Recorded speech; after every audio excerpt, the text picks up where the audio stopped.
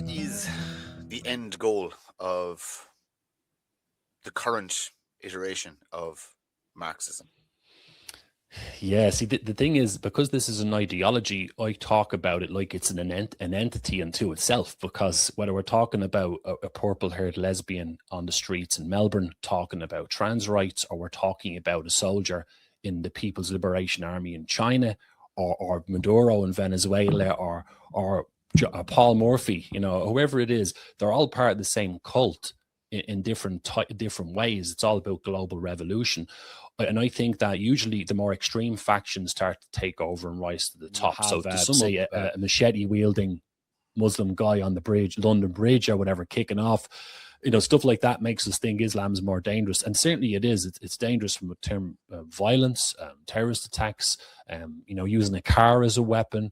But also the demographics as well. Muslims, even though they have an alliance with communism and they work together, they're not affected by woke. The women are baby factories. They outbreed Western women. So they are certainly clear and present danger. But I have to point out, though, Islam wouldn't be a problem for the West if it wasn't for the damage that Marxism has done, making us internationalists, breaking down the borders, talking about multicultural diversity, attacking the church, and all this nonsense. Look at how the lefties helped the Muslims get into Croke Park, to do their prayer and stuff like that. If it wasn't for Marxism, from what I can see it, Islam would be confined to the Middle East. You would still have Muslims in Western countries, but it wouldn't be like it is now. We know that they're working together, and we see what's happening in the UK.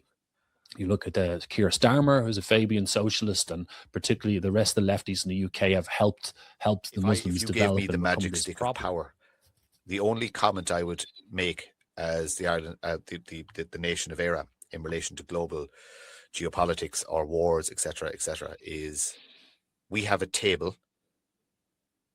We will facilitate you to sit at if and when you want to start negotiating peaceful terms.